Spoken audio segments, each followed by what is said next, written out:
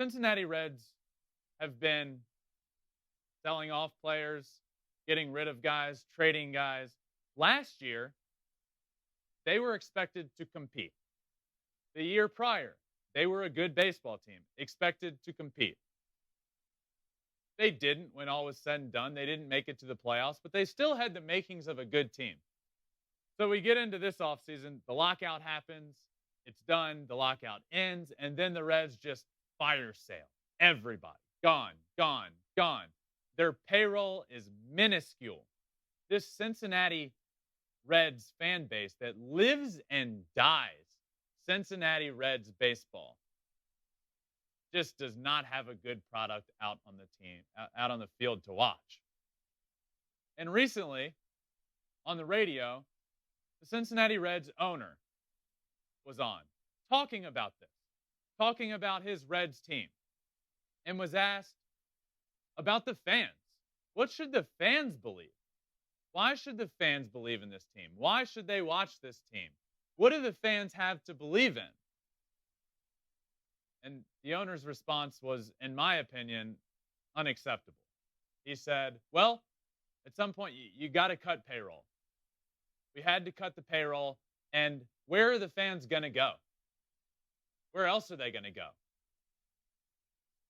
I struggle to accept that. This tweet from Keith Olbermann says, wow, in a radio interview before his home opener. This was before the home opener. Reds owner warns fans complaining about a sell-off that the alternative is moving the team. Then goes on TV and basically dares them to stop rooting for his deadbeat team, which has won once since 1976. This brings up a little broader point, greater than just this Cincinnati Reds team, because, this is unacceptable. An owner saying that, saying to the fans, where are you going to go? Well, where they're going to go is not to games. They're not going to support a team. This hurts the game of baseball. The attendance for the Reds the other day was 10,976. So where are they going to go? Well, not to the ballpark to watch your team. This tweet says, I went back to 2019 due to the COVID factor last season. In 2019, the Reds only had 4 games with worse attendance. So he threatens the fans, where are you going to go? Well, not to baseball games. So tanking in baseball, tanking in Major League Baseball has become an issue that we've started to address. This new CBA agreement started the conversation of addressing tanking, addressing teams with low payrolls, addressing teams that are consistently bad year in and year out. But I look at what the Oakland A's are doing as well. We're just not putting out products that are acceptable, in my opinion, as a baseball fan.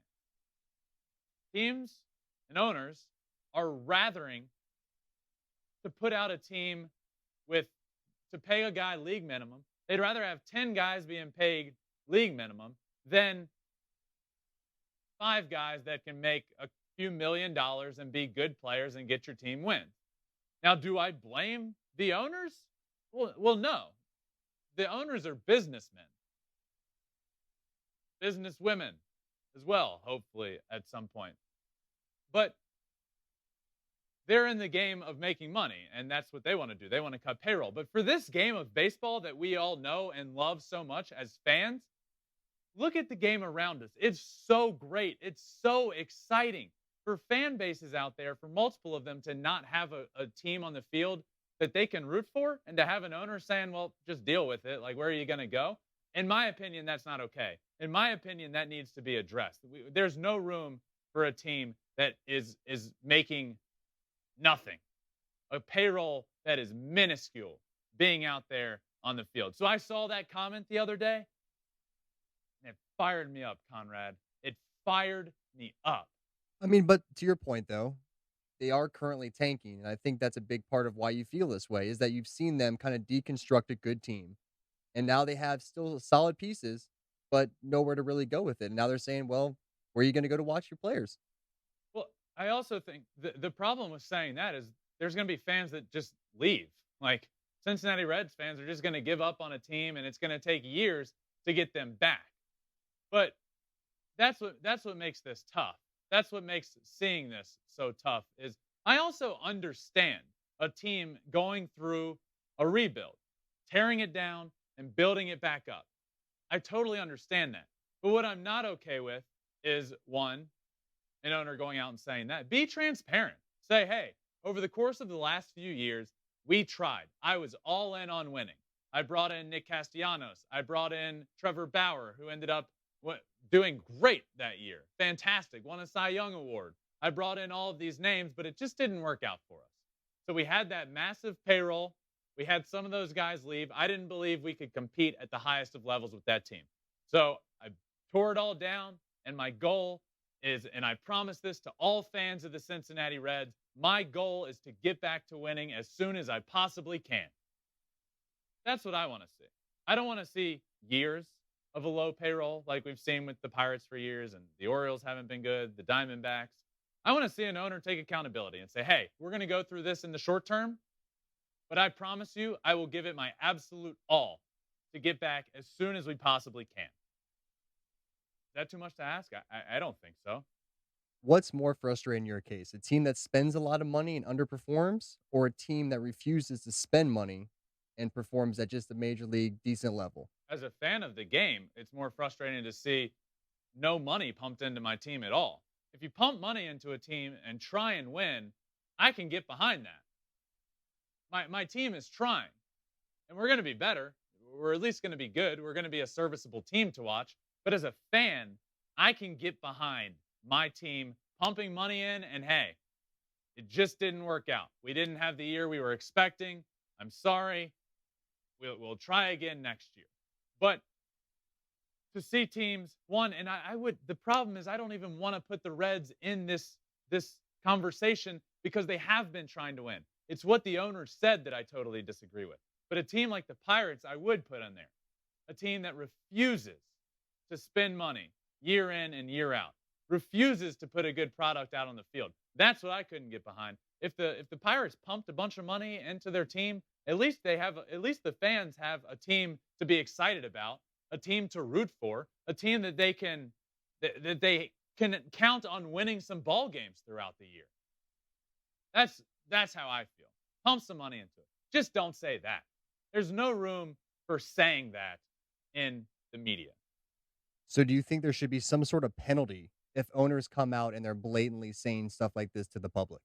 Yes, I think what we have started, and we're at the very tip of starting to address this. We need to go all in on addressing the tanking issue in Major League Baseball. We've started to talk about it. We've implemented a draft lottery now. If you're the worst team in baseball, you're not guaranteed that first overall pick. We need to do more. We need to go all in. There needs to be penalties. There needs to be a tax where, and I'm not saying 1 year, but if you have 3 years in a row where you finish in dead last or finish below a certain record, there you need to pay a penalty. Absolutely. You need to be punished for continually putting out a losing product. You need to be able to pump a certain amount of money into your team. No more of these payrolls that are minuscule. That shouldn't happen. So we have started to address this. We have started to address tanking. It's time to go all in.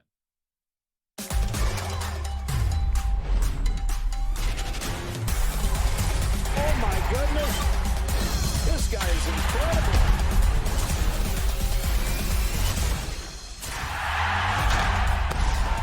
Thanks for watching. If you love Flippin Bats, swinging 3-0, or just talking ball, join us. Call us at 213-537-9339 with your questions. We have a weekly guest, and we have a lot of fun, so hit that subscribe button.